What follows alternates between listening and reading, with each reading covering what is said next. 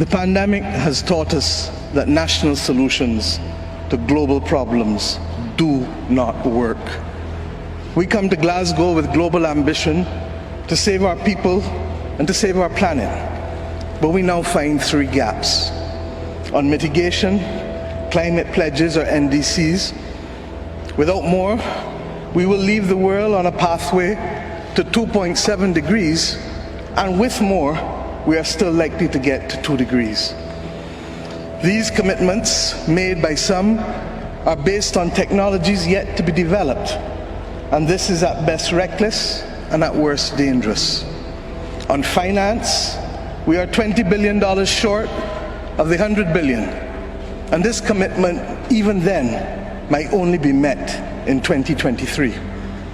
On adaptation finance remains only at 25%, not the 50-50 split that was promised nor needed given the warming that is already taking place on this earth. Climate finance to frontline small island developing states declined by 25% in 2019.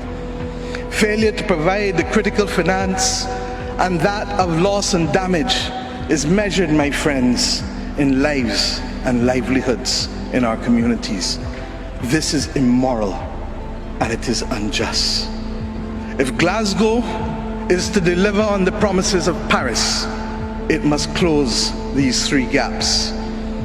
So I ask to you, what must we say to our people living on the front line in the Caribbean, in Africa, in Latin America, in the Pacific, when both ambition and regrettably some of the needed faces at Glasgow are not present? What excuse should we give for the failure? In the words of that Caribbean icon, Eddie Grant, will they mourn us on the front line? When will we, as world leaders across the world, address the pressing issues that are truly causing our people angst and worry, whether it is climate or whether it is vaccines? Simply put, when will leaders lead? Our people are watching, and our people are taking note. And are we really going to leave Scotland without the resolve and the ambition that is sorely needed to save lives and to save our planet? How many more voices and how many more pictures of people must we see on these screens without being able to move? Or are we so blinded and hardened that we can no longer appreciate the cries of humanity? I have been saying to Barbadians for many years that many hands make light work. Today, we need the correct mix of voices, ambition, and action. Do some leaders in this world believe that they can survive and thrive on their own? Have they not learned from the pandemic? Can there be peace and prosperity if 1/3 of the world literally prospers and the other 2/3 of the world live under siege and face calamitous threats to our well-being? What the world needs now, my friends, is that which is within the ambit of less than 200 persons who are willing and prepared to lead. Leaders must not fail those who elect them to lead. And I say to you, there is a sword that can cut down this Gordian knot, and it has been wielded before.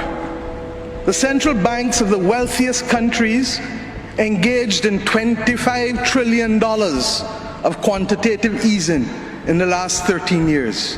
25 trillion. Of that, 9 trillion was in the last 18 months to fight the pandemic. Had we used that 25 trillion to purchase bonds, to finance the energy transition, or the transition of how we eat, or how we move ourselves in transport, we would now today be reaching that 1.5 degrees limit that is so vital to us.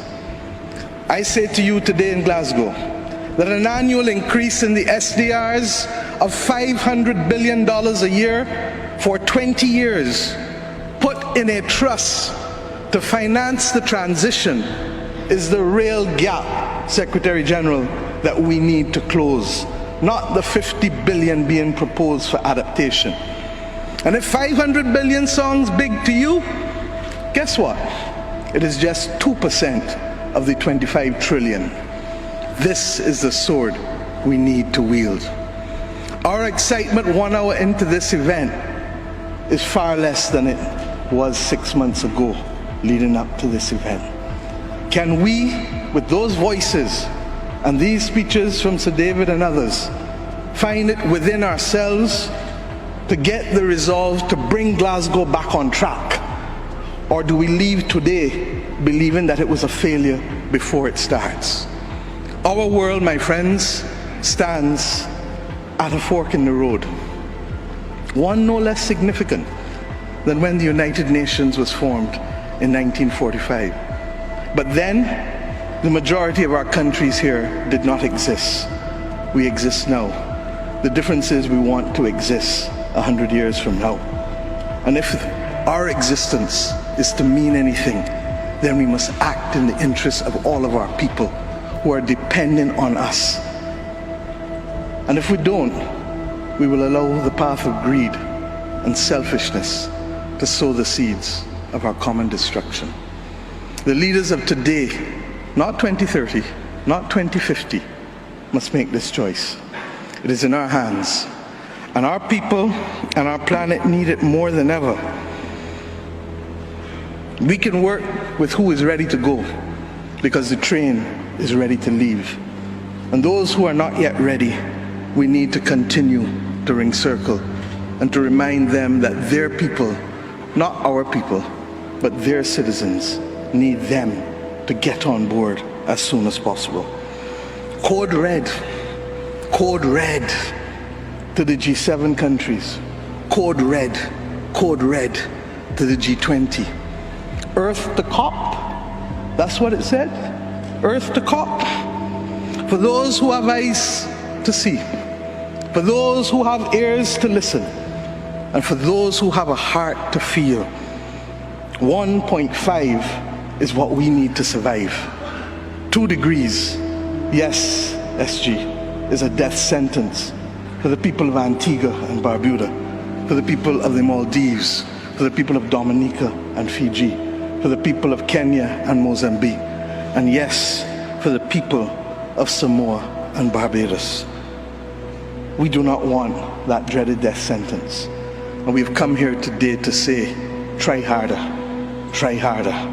because our people, the climate army, the world, the planet, needs our actions now, not next year, not in the next decade.